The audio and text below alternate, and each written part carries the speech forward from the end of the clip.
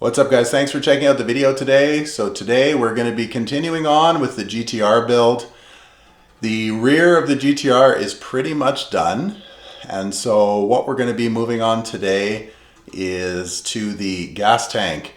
I ordered a bunch of stuff from Frenchies Performance out of Australia. They make some good quality stuff out there. So I'm going to be replacing the pump hanger, like the hanger that sort of holds like various things, including the arm that indicates the fuel level. And some of this is going to be so that I can move to a -6 AN line. And so we'll be going over that today. As well, I will be heading about 2,000 kilometers away to pick up another R32 GTR. And that'll be a parts car, so we'll be checking that out today as well. So stay tuned for today's video. Okay, so first things first, let's take a quick look at this. The subframe, the diff, the Ateza unit, pretty much ready to go back in. A ton of new parts on this thing. This took a while, probably about, I'm guessing about 4 weeks to finish up. All the epoxy, the bushings, working on this Ateza unit, sourcing all these little parts that were needed. I ended up going with these very loud hoses from a company in Japan called Pinku Style, for obvious reasons. That name matches the hoses. What I did to tone it down a bit is I removed the foam guards from the stock hoses and I slipped them over the pink hoses. Basically, these hoses are really good quality. However, the blue and the black version of these hoses through Pinku Style has sold out. And what's remaining is they have a bunch of pink ones in stock, which is fine. These hoses are kind of buried way up below the trunk floor on top of the diff. So yeah, I'm not super crazy about the color, but I am pretty crazy about the quality. The quality is really, really good. So yeah, this is what I got. I got some pink hoses. The Frenchies Performance pressure switch for the Ateza unit went in, no problem. That's good. I ended up putting back the Hikas lockout bar that I had in here. It just needed a bit of cleaning up. It was in good shape. So that's back in. It has some pretty good quality spherical type links in it.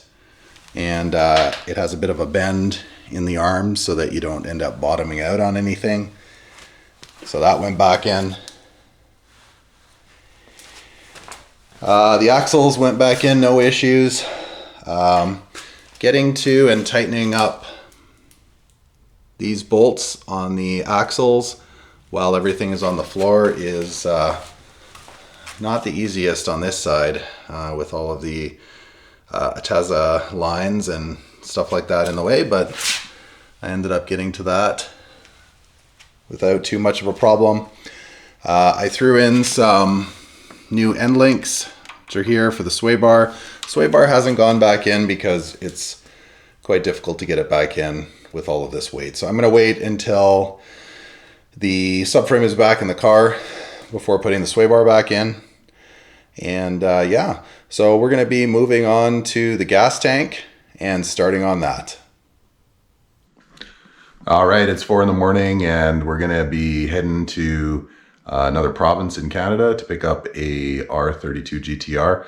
This is going to be a parts car that is going to be needed for a project that a friend of mine is doing. This is going back actually a couple of years. I picked up a blue R32 GTR roller just south of where I am in a place called Calgary, Alberta.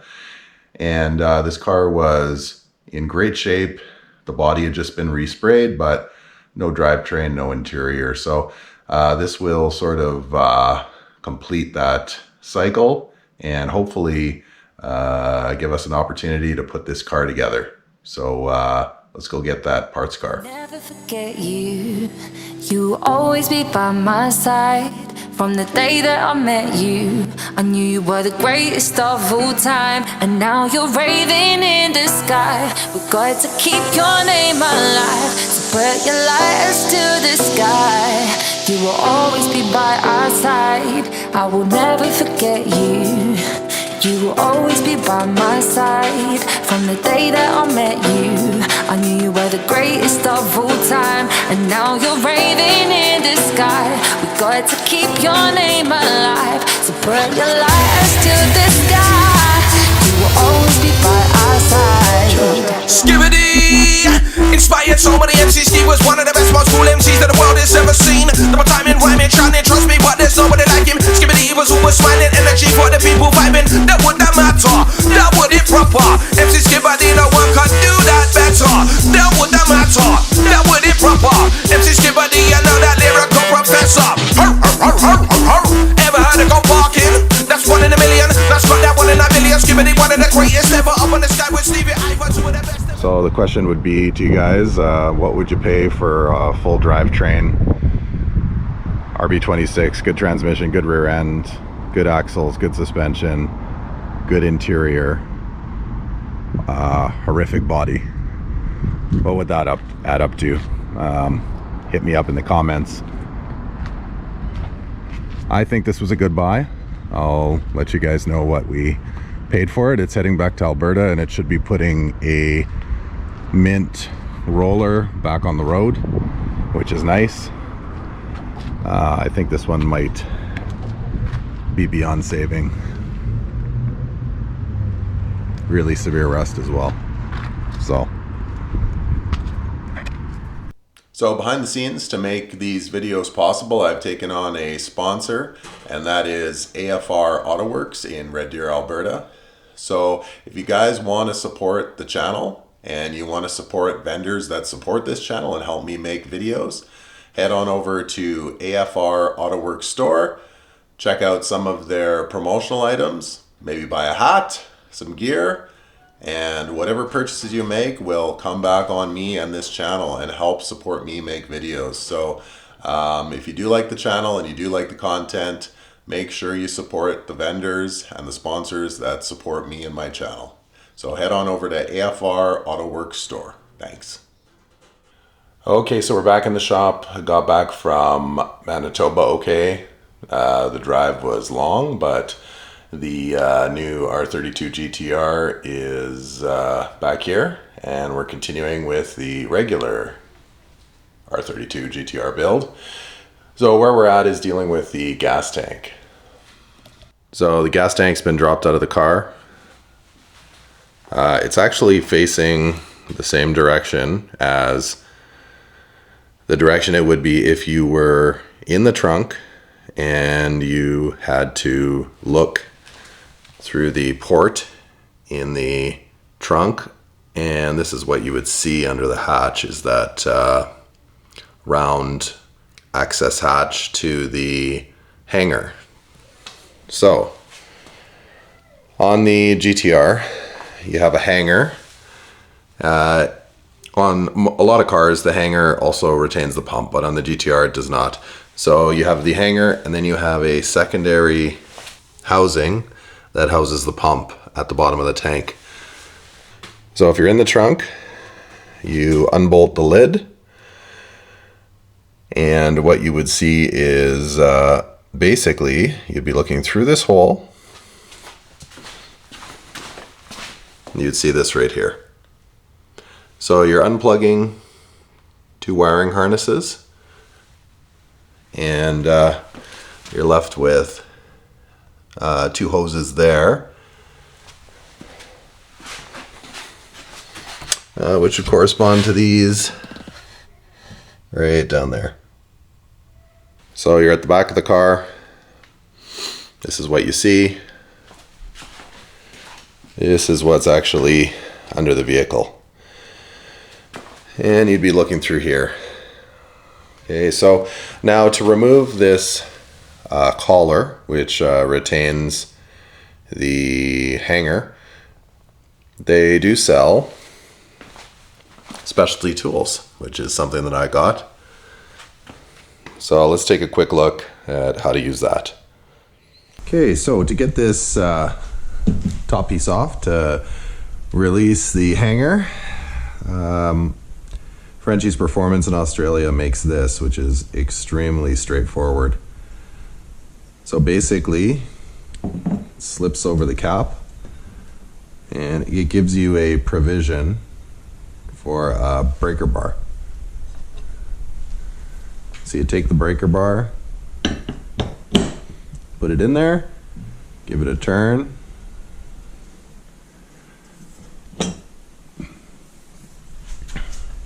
Free that up. We can turn this.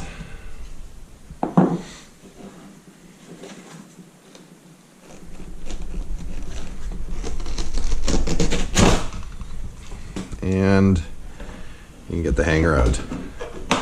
So now when you pull this out, originally, the way this will be is that this plug will be plugged into here.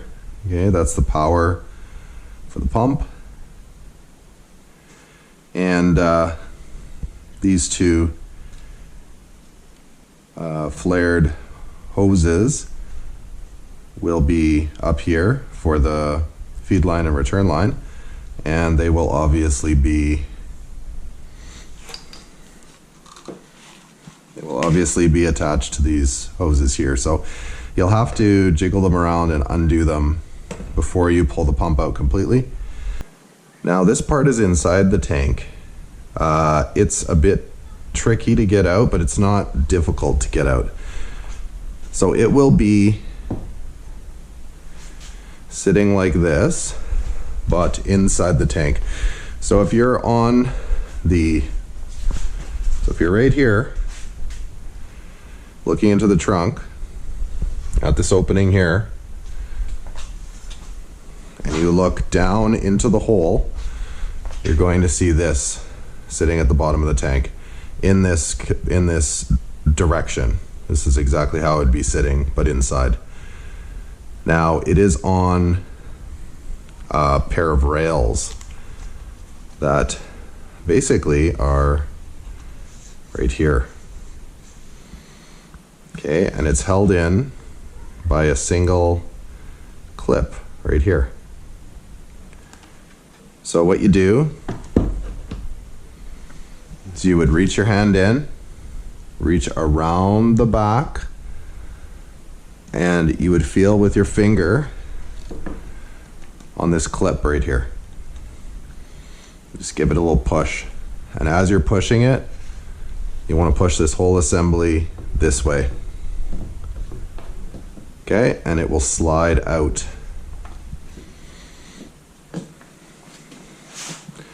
I'll just show you the on the receiving end. See if I can get a flashlight here.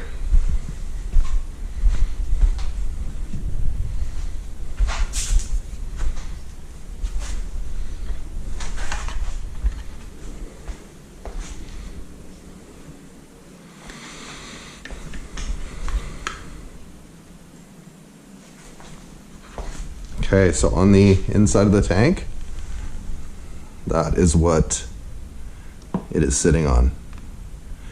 You can see that it has rails,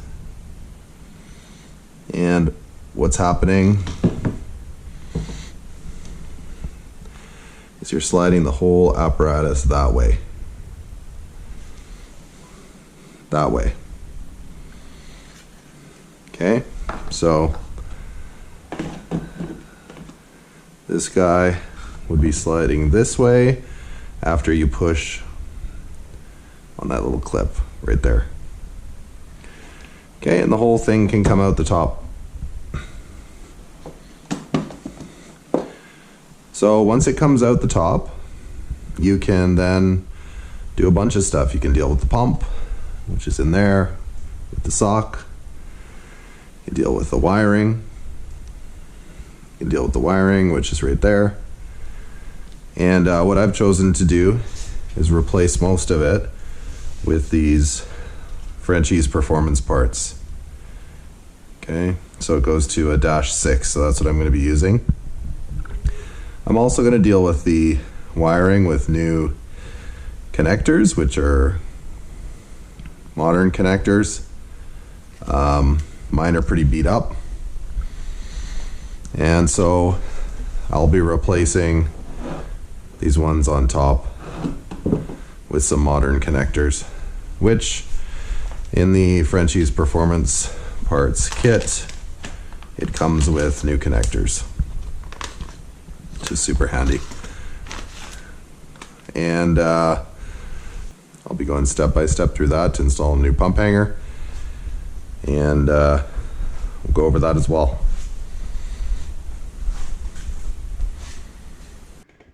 Okay, so I'm taking a look at this pump connection, just so that I can be sure about what power and what grounds are going where. These are the connectors that I'm concerned about, and I basically mapped it out. So the reason I'm doing this is because ultimately in the trunk here, I'd like to replace these connectors that are powering the fuel pump, and because they're extremely beat up. So in replacing these and dealing with the wiring, I need to know what pins are doing what, because on the new pump hanger there's a different style of connector, and it's got 6 pins, which is fine. I can leave some blank, but basically I'm combining 2 connectors into one, so I need to know what's what. So basically, when I took a look at all this, the small connector here is basically for the fuel pump, and the way it's laid out is the power comes to the top pin there, and so there's a 12 volt positive, and then the 12 volt ground. But inside the hanger, the 12 volt ground and what would be probably considered the 5 volt ground are tied together. So this pin and this pin are tied together under the lid, so they share a ground ultimately. And then the center pin on the bigger connector is for the low fuel light, which I'm not going to be using, and the bottom pin here is for the fuel level sender. Okay, so this will be pretty easy to do. Basically, I'm just going to need 4 pins out of this, I think. So yeah, so we'll get to some wiring and moving everything over to a newer style connector.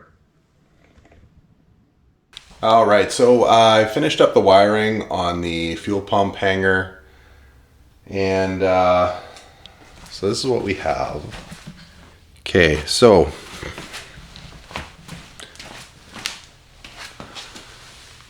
now these connectors, although they're really good motorsports connectors, they aren't very intuitive. So you're gonna have to sort of number the pins, because where the pin shows up on this side is not where it pops out on this side. It ends up being in a kind of a non-intuitive place. So yeah, so just make sure you number them before you put the connector together. Now, what ends up happening from the stock wiring diagram, you are actually able to combine the 5 volt ground and the 12 volt ground. On the stock hanger, it actually does combine them, but it's underneath. So these pins, the ground pins actually are tied together underneath So you can actually combine some circuits. So the low-level fuel light I'm not going to be using. And so what that allows you to get this down to is basically 3 wires. So rather than 5 pins or 5 wires, you can go down to 3. And so basically you have your fuel pump here, which I've kept on 12 gauge wire all the way through the hanger and out to the connector going out here. And then I've tied the fuel level sender ground into the 12 volt ground, which again is done on the stock side. I'm not sure why they need all these pins, but yeah, so I did that here. And then I kept a separate positive wire for the fuel level sender on the other side. So all I'm going to do is cut off the old factory ends and solder the wires directly into this new harness, which has a new connector. So that'll be it. So this goes back in the tank with newer plug on it. I've got the new hoses, and then this will go in the place of this old unit. And I will have, the whole point of all this was to have some reliable dash 6 AN fittings coming off the top for the fuel. So that'll be good. So that's where we're at. We're going to start putting this all back together.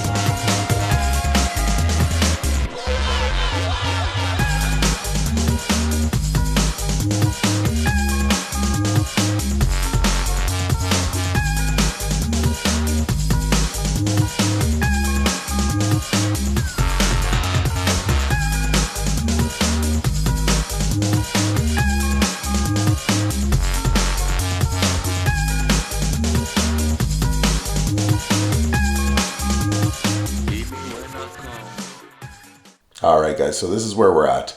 The gas tank's pretty much done.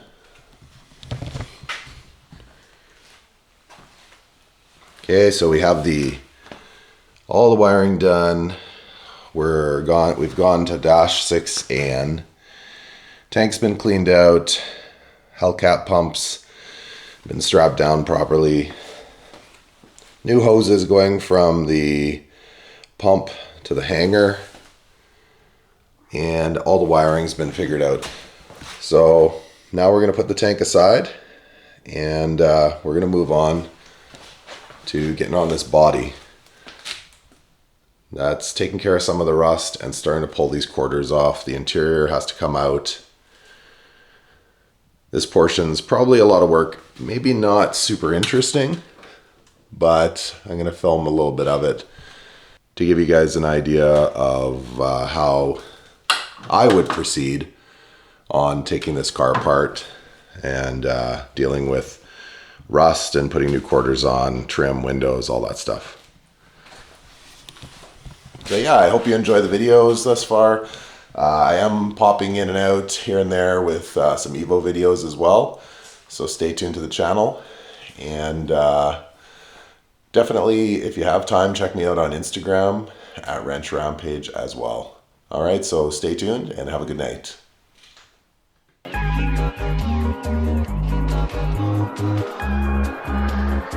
me when I come, baby.